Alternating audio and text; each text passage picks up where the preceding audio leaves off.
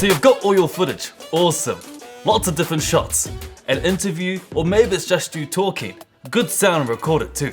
Kia hia pea koe te tāpiri waiata? E pai ana. Heoi, kau e whakamahi waiata ki tētahi pēne rongonui. I te mea, e kore e whakaetia te whakamahi ki te ipurangi. Now you have to edit into a story. He ha tēnei mea te pūrākau. He timatanga, he waingatanga, he mutunga hoki tōna.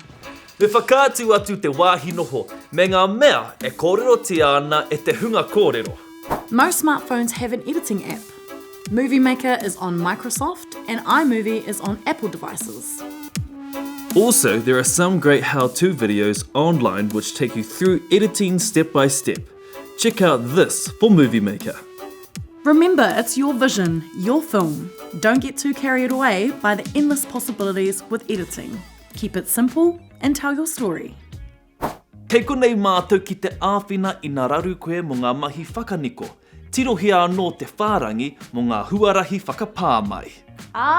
Kua tau pai ngā mahi, ko te wā tuku atu I nāianei. Te hako!